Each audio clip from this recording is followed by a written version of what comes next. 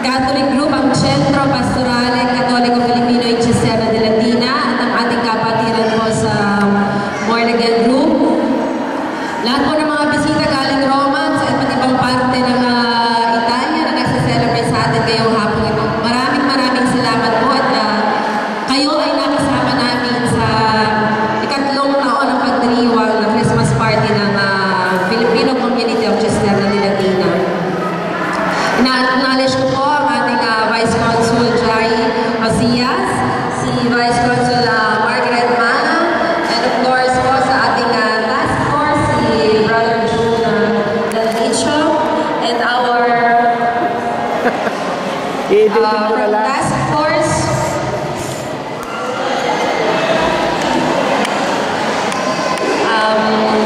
Vice President of Task Force, Mr. Carlito Buhawe Nicolas. Maraming pong salamat sa inyong pagdalo. Sa lahat ng ating mga sponsors, and of course, Mr. Felipe Contado, our founder and former president of FCC. Maraming salamat. Sa napakagandang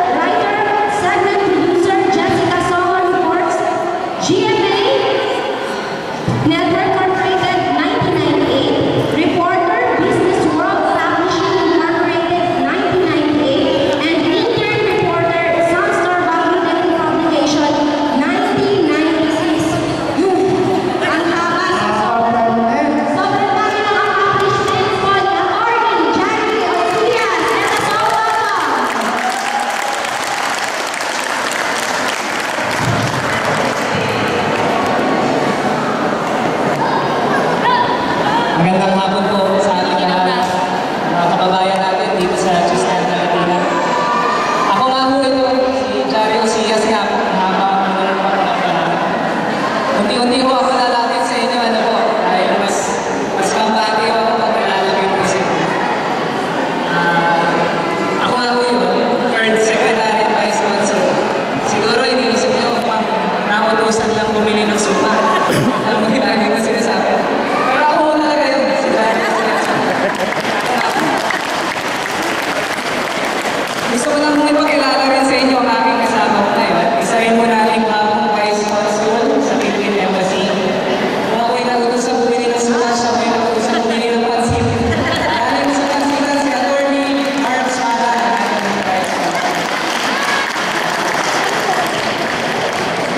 Ako'y nakatasan ng magbigay sa inyo ng inspirational message. Father, ito yata yung dapat nandito. Diba, kapag ganun mo ang hinihingi mo sa akin, magbigay ng inspirasyon sa inyo, ang lagi kong tubod, binabalik ko sa inyo, sa ating mga kababayan. Ang lagi kong sinasabi, kayo mo, mga kababayan natin, ang tunay na may taglay ng inspirasyon. Kayo mo ang tunay na source o pinagmumulan ng inspirasyon. Ito po yun. Kayo mo ang inspirasyon para masabi ko.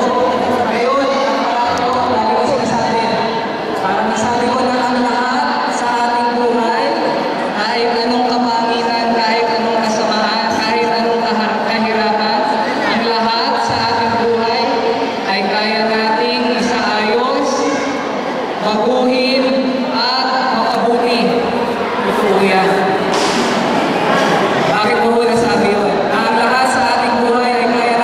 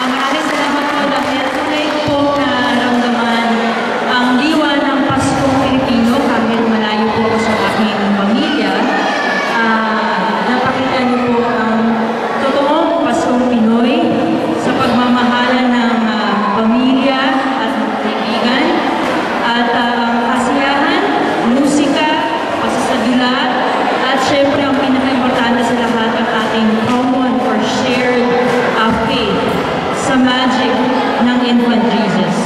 Maraming salamat po at maligayang Pasko at manigong bagong taon sa lahat.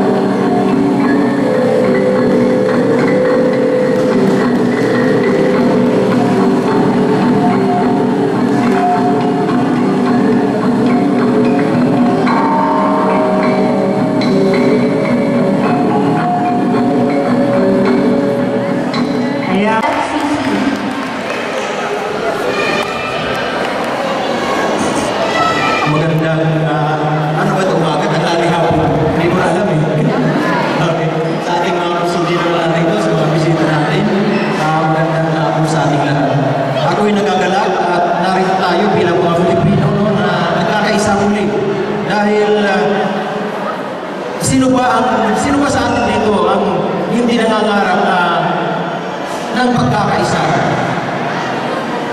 Dahil mula nung itinatag natin ang ating community, ang sinasabi natin, ang mga Italiano sa Cisterna, hindi nila tinitingnan kung ano ka, kung sino ka. Ang tinitingnan nila ay Pilipino ka. Kaya nung itinatag natin ang ating Filipino community ng Cisterna de Latina o FCC, ang sinabi natin, ito ay non-sectarian community. Ang pinag-uusapan dito, tayo ay Pilipino na walang distinction. Kung anong reliyon, kung anong politika, kung taga-saan ka sa atin. Dahil kasi tayo mga Pilipino, masyado tayo mga regionalistic. Pagka Ilocano ka, hindi ka Batangueño, medyo magkatunggali tayo. Pagka Bisaya ka, hindi ka Tagalog, medyo magkatunggali tayo. Ang pinag-uusapan natin dito sa ating community, lahat tayo ay Filipino. At ipapakita natin sa mga Cisterneses, sa mga Italiano, ang ating magigiting na Pilipino. At ipakita din natin ang ating pagkakaisa. Hindi tayo pwedeng lumaban ng magkakabukod o magkakahiwalay. Kailangan tayong sumulong na iisa. Iisang layunin, iisang adhikain. At itaguyod at maipakita natin ang ating pagiging mga Pilipino. At nasabi kanina ni Consul, ating Consul, no? Na tayo ang pwersang politika, pwersang ekonomiya ng ating bansa. Ito ang sinasabi ko mula nung binuksan natin ating community. Na tayo mga Pilipino, huwag tayong mamagyan ng pagiging katulong. Dahil totoo yan ang sabi ni Consul kanina, sino ba ang hindi nagpakatulong dito? Lahat tayo ay pumunta dito at ilan lang siguro ang mga taga-embassy, mga taga-bangko, ipinadala galing sa Pilipinas, ang pumunta dito na hindi nagpakatulong. Pero marami sa atin ang may kakayahan, may mga kakayahan, mga katalinuhan. At ito dapat ang gamitin natin para mabago tayo at para baguhin natin ang ating pagiging mga Pilipino. Lalo na yung ating tinatawag na second generation, yung kasunod natin. Dahil tayo, para tayo mga maglalakbay, dadaan lamang tayo. Pero yung mga kasunod natin, kung naman sana gano'n pa rin yapak ang kapangan nila. Kung hindi natin babaguhin ang ating daan, itong mga sumusunod sa atin, itong batang ipinanganak dito, ganun pa rin sila, mga katulong pa rin. Kaya sino ang magbabago dito? Tayo na narito ngayon. Baguhin natin ang ating kaisipan. Baguhin natin ang ating mga usapin, no? Kasi tayo mga Pilipino ang pinag-uusapan natin yung ano ba ang nililinis niyan? Ano ba ang nakakatanggal ng kalkare? Pag nagkikita-kita tayo, alam mo, sinutusan ako ng ating amo.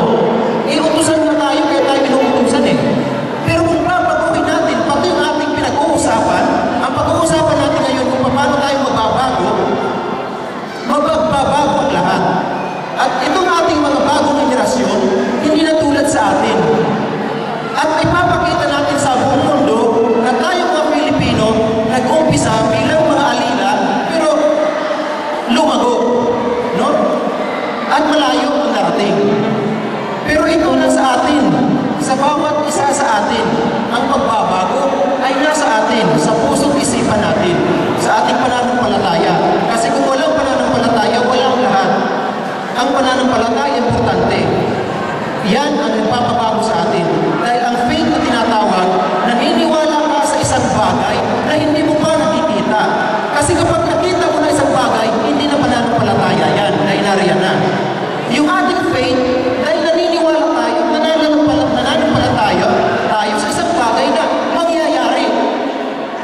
Pero hindi pa natin nakikita. At ito ang magpapabago sa atin. Kaya ito ang kapaskuhan ito, itong pananampalataya at pagkakaisa, naging tema ng ating Christmas party ngayon. Ito ay sana maitanim sa isipan natin, sa puso natin, at maipaabot natin sa ating mga anak. At itong ating community mula nung sinabi ko nga na adhikain ko, palayunin ang ating FCC from the start, na sana ito ay ninayungkulan ng ibang mga Filipino community. Na sana itong Filipino community Cristiana de Latina ay mag-umpisa bilang mga entrepreneurs at mga members, bilang mga negosyante at mga membro. Dahil hindi tayo mababago pag hindi tayo na ganun. Pero ganun pa man, ako'y naniniwala na ang bawat isa sa atin ay mayroong pangarap na ganun. Hindi pa nabibigyan ng mga pagkakataon. Ako'y naniniwala na isa sa mga araw na ito, lahat ng mga Pilipino sa Cisterna ay mga negosyante, lalo na ang ating mga anak. At ang ating mga susunod na mga henerasyon ay empleyado sila sa ating mga negosyong itinatag. Dahil tayo, tularan natin ang Chinese at saka mga Bangladesh, hindi sila natatakot mag-ibang bayan. Dahil kasi nangingibang bayan sila ang nag-create ng kanilang employment. Kaya kahit bumagsak ang ekonomiya ng isang bansa, hindi sila apektado dahil silang gumagawa ng kanilang mapapasukan. Sana tayo ganun din. Kahit bumagsak itong Italia, hindi tayo masyadong maapektuhan dahil tayo ang gumagawa ng ating mapapasukan at tayo ang magbibigay ng employment sa ating mga kababayan walang mga trabaho. At yun ang hangad ko at patuloy kong ipinupukaw sa isipan ng ating mga kababayan na sana magbago tayo, baguhin ang ating isipan at tubuhan natin, puntahan natin yung pagninegosyo, yung entrepreneurship dahil doon lang tayo mababago. Kaya maraming salamat sa ating konsul, sa ating lahat ng sa ating mga bisita, sa lahat ng mga matatagumpay ng mga negosyante na nasabi ni konsul at sa ating lahat. Ako'y nagpapasalamat at umaasa na sana ang susunod nating henerasyon ay mga negosyante na tulad ng ibang mga lahi. Dahil doon lang natin may papakita ang ating pagiging isang tunay at dakilang Pilipino. No, kasi nakakahiya sa atin ang sinasabi natin lagi, nung tayo pinuntahan ng ibang mga dayuhan sa Pilipinas, tayo'y pinalipin. Ngayon naman, nung tayo'y nag-ibang bayan, tayo'y nagpapaalipin. Wala tayong asenso kung ganyan lagi. Kaya kung tayo inalipin na ng mga dayuhan, sana ngayon na tayo nananayuhan, huwag naman sana tayo magpalipin habang buhay. At pati ating mga anak ay alipin pa rin. Kaya ito ay dapat itanim sa ating mga pusong isipan at mabago tayo. At ito ay mangyayari lamang kung mayroon tayong pagkakaisa at pananampalataya. Kung wala ito, wala ang lahat. Kaya maraming salamat at maligayang Pasko at maniging bagong taon sa ating lahat.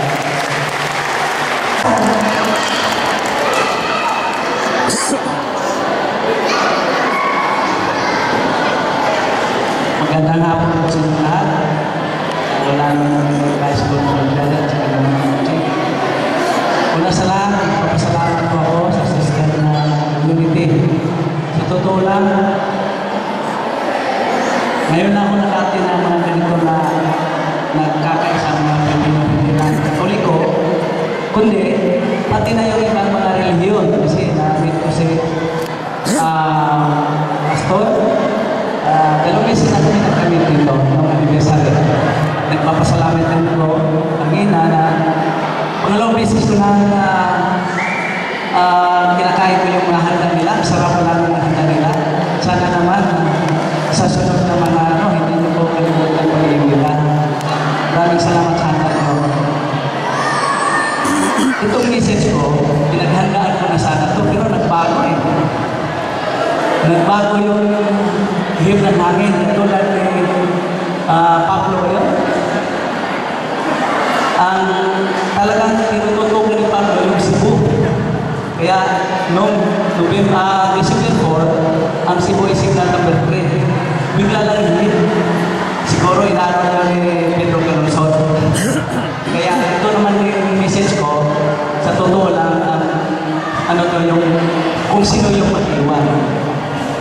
Sa totoo lang, iniwanan ko ang aking pamilya ang aking trabaho ng isang buwan kalahati para lang makakarating ako sa Pilipinas dahil sa pinaglaban natin ng Pilipinas.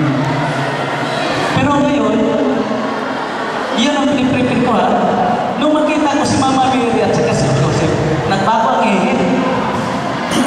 Sabi niya, huwag na yung ano, dahil Pasko ngayon. Ang tutuklasin mo ngayon kung ano ba yung Pasko. Paano ba pinanganak si Jesus? Yun ang itinuturo sa akin. Paano nga ba pinanganak si Jesus? Di ba? Sa Biblia, nabasa natin, naririnig pa natin sa ating mga kaparihan na si Mama Mary nagbuntis kay Jesus na siya nabuhat sa pinagkukulan. No? Ibig sabihin, para na siya normal na babae, ginagawa na siya instrumento ng Panginoon upang doon inaan si Jesus na siya magligtas sa atin. Kaya tinatawag siya Emmanuel, God is with us. Ang Panginoon na sa akin. Ngayon, kung ang Panginoon ay nasa akin, dapat na natin mapaguhin ang lumang ating ugali.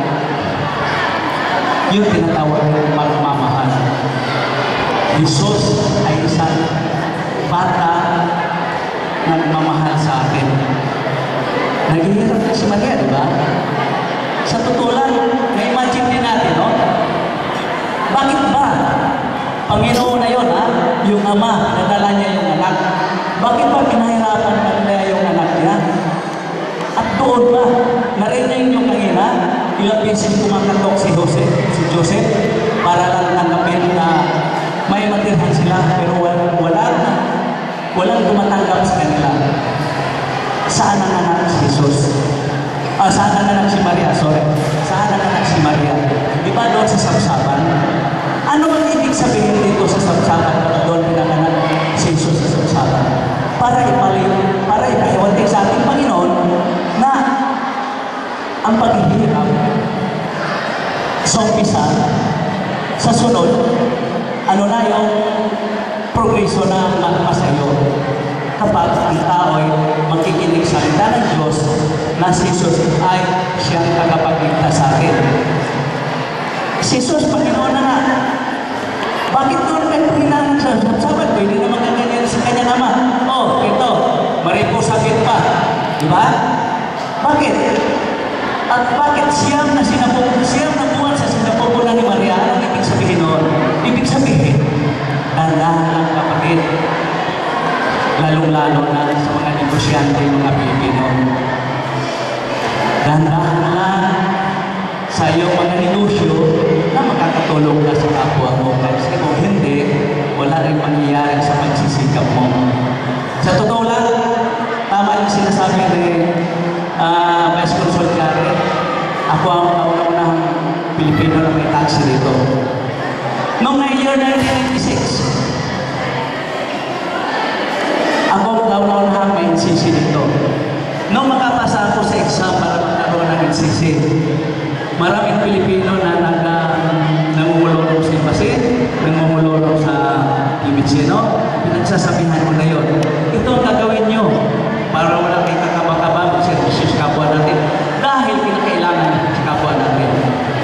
Kasi maraming kapwa natin na kaibang bansa na pupunta rito kasi linulong-ulong sa mga taxi driver, linulong sa mga ano. Yun ang dapat nating ayusin. Alam nyo, ilang Pilipino yung pinagsasabihan ko, isa lang kasagutan nila. Makarag pa, mag-igsa pa, magbayad pa ng tax. Kaya hanggang ngayon, nanatilit pa sila ganun. Yun, ilang beses na sila nahuli. Ibang sabihin, yung kalagayan natin. Kasi kung anong ginagawa nila, tayo din naipituhan na yung nagtatrabaho ng honest eh.